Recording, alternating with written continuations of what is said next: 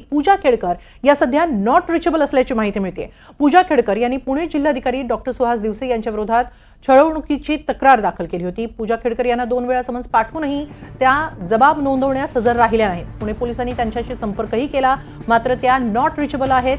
पूजा यांच्या विरोधात दिल्लीमध्ये गुन्हा दाखल झाल्यानं अटकेच्या भीतीनं पूजा गायब असल्याची चर्चा आहे।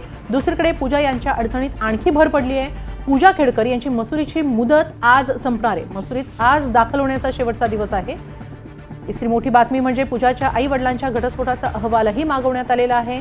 पूजा खेडकर यांनी आई-वडिलांचा घटस्फोट झाल्याचं भासून कमी उत्पन्न दाखवण्याचा प्रयत्न केलाय, मात्र पूजा सध्या नॉट रिचेबल आहे, त्यामुळे अनेक खुलासे होणं बाकी आहे। याच विषयी आपण अधिक माहिती घेऊया। आपल्याबरोबर आहेत आमचे प्रतिनिधी राहुल कुलकर्णी। राहुल, पूजा खेडकर यांच्या अडचणी कमी होताना दिसत नाहीत, उलट त्यांच्याकडूनही काही प्रयत्न दिसत नाहीयेत की या अडचणी कमी कराव्यात।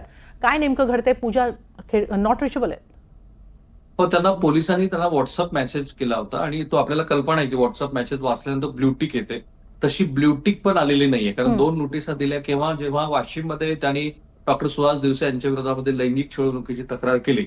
आता सर्वोच्च न्यायालयाच्या ज्या गाईडलाईन्स आहेत त्या विशाखा अंतर्गत ज्या तक्रारदार आहेत त्या तक्रारदारांनी जिथे हा गुन्हा घडला त्या ठिकाणी येऊन आपलं म्हणणं सादर करायचं असतं, म्हणून वाशिममधनं हे प्रकरण पुणे पोलिसांकडे आलं।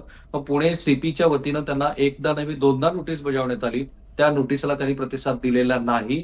त्यानंतर त्यांनी एक ब्ल्यूटिक तरी किमान त्यांनी नोटीस बघितली, अशा पद्धतीची पोलिसांची अपेक्षा होती, तेही झालेलं नाही। कारण असं आहे की या प्रकरणामध्ये सुहास दिवसे यांच्या विरोधामध्ये काही फौजदारी संहिते अंतर्गत जर कारवाई करायची असेल तर मुळात तक्रारदारांचं म्हणणं काय ते आधी नोंदवून घ्यावं लागतं। सध्या पूजा खेडकर यांच्या विरोधामध्ये महाराष्ट्रामध्ये कुठेही गुन्हा दाखल नाही, परंतु 3 दिवसापूर्वी आपण एक बातमी ब्रेक केली होती की पूजा खेडकर यांच्या आई आणि वडिलांचा कागदोपत्री घटस्फोट झालेला आहे।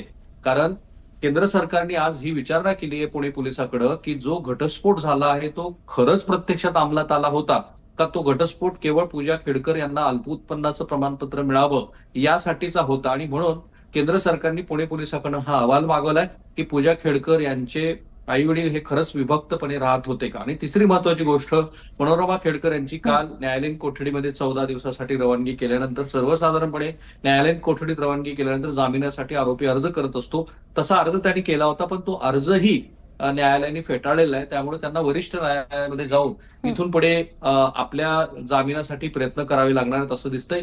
आज त्या लालबहादूर शास्त्री जे प्रशिक्षण ट्रेनिंग सेंटर आहे मसुरीचं, तिथं त्या हजर राहणं अपेक्षित होत्या, परंतु आतापर्यंतची माहिती अशी आहे की त्या तिथे हजर राहिलेल्या नाहीत, कारण दिल्लीमध्ये त्यांच्या विरोधामध्ये एक गुन्हा दाखल आहे। बरोबर, धन्यवाद राहुल आपण दिलेल्या या सविस्तर माहितीबद्दल।